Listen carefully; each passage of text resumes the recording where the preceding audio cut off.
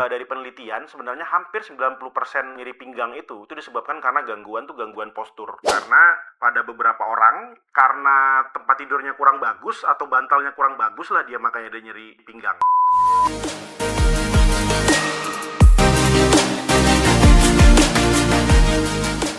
Hai, sahabat Pirngadi, saya Dr. Denis Harli Siregar, neurolog di Rumah Sakit Umum Pirngadi Medan.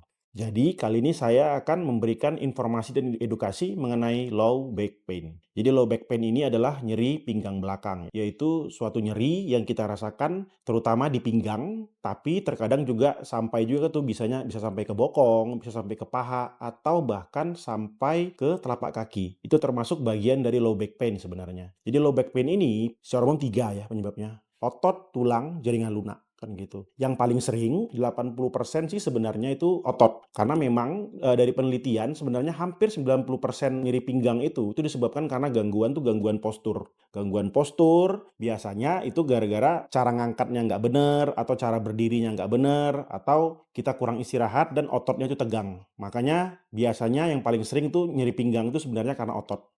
Biasanya kalau otot itu obatnya paling ampuh adalah istirahat sebenarnya. Kemudian ada 2 lagi yang lainnya, itu biasanya yang agak jarang, tapi juga lumayan sering terjadi, yaitu satu karena gangguan tulang. Kalau gangguan tulang itu yang biasanya pada orang tua kita, yang biasanya kalau foto pinggang itu biasa ada disebutkan pengapuran dan sebagainya, ataupun ada pergeseran tulang, ataupun ada spondylolistesis atau facet joint arthropathy. Jadi sendi-sendinya itu mengalami gangguan ya, mengalami pengeroposan atau pengapuran, itu juga bisa membuat nyeri. Tapi itu biasanya tidak sebanyak sebenarnya pada gangguan otot.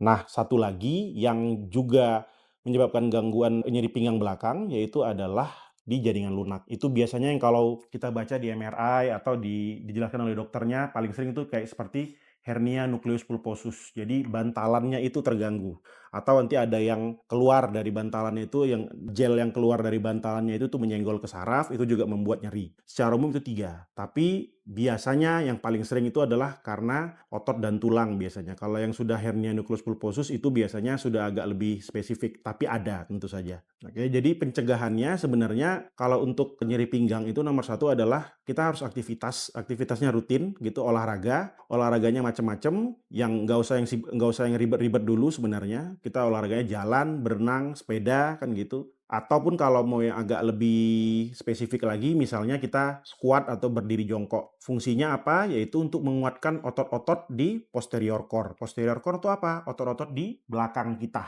Nah, itu kadang kalau dia lemah, maka cenderung akan mudah nyeri pinggang. Tapi kalau itu kuat, kadang-kadang walaupun di gambaran di foto atau gambaran MRI-nya ada hernia nucleus pulposus, ada begini, ada begitu, biasanya tidak senyeri itu malah, atau tidak ada muncul gejala. Tapi kalau ototnya lemah, biasanya akan terjadi itu. Itu salah satu pencegahannya. Nomor 1 yang berikutnya yang harus dilakukan untuk pencegahannya adalah biasanya cukup tidur dan juga pemilihan tempat tidur yang baik dan juga bantal yang baik. Itu juga pengaruh. Karena pada beberapa orang, karena tempat tidurnya kurang bagus atau bantalnya kurang bagus lah dia makanya dia nyeri pinggang. Satu lagi untuk pencegahan yang berikutnya, dan ini yang paling utama sebenarnya, yaitu menjaga postur. Jadi postur kita itu secara umum itu memang harus menyangga tubuh secara baik gitu. Kayak seperti duduk kayak begini gitu kan. Kalau kita slouching kayak begini gitu, nah kemungkinan pasti akan sakit pinggang.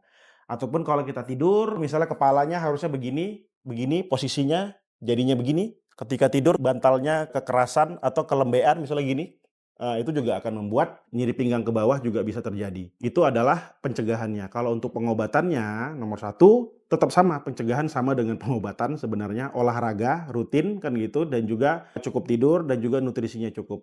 Kalau itu juga tidak cukup, maka perlu ke dokter. Nanti kalau berobat ke dokter, misalnya ke Pirngadi, maka dokter akan akan melakukan penilaian kan gitu. Apa yang perlu dilakukan? Biasanya kalau memang masih nyeri sekali akan diberi obat terlebih dahulu dan akan disarankan untuk difisioterapi bila diperlukan. Kemudian bila itu tidak bisa juga dan masih belum jelas diagnosisnya, maka dokter akan meminta untuk lakukan pemeriksaan. Bisa foto, ya kan, bisa juga kalau di Pirngadi ada CT scan untuk melihat di gambaran di tulang belakang. Dan juga sebenarnya kalau itu juga masih belum jelas, maka bisa juga dilakukan bila misalnya nyerinya menjalar sampai ke telapak kaki, atau ada terasa perubahan rasa yang tidak cocok, misalnya jadi panas, dingin, kesetrum gitu rasanya, maka dokter akan melakukan pemeriksaan namanya pemeriksaan EMG dan NCV, elektromiografi dan nerve conduction velocities. Gunanya apa? Sama kayak kalau tukang listrik. Jadi kalau tukang listrik itu kalau meriksa kabel-kabel tuh kan ada test pen-nya, dites ke setiap steker dites mana yang hidup apinya, sama juga kayak begitu. Jadi nanti dokter saraf akan melihat mana saraf-saraf mana yang mengalami gangguan.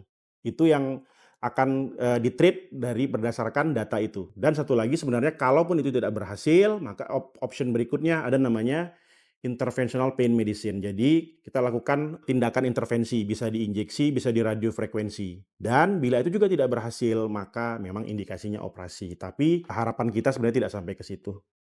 Demikian informasi dan edukasi dari saya, semoga bermanfaat. Jangan lupa like, komen, dan subscribe.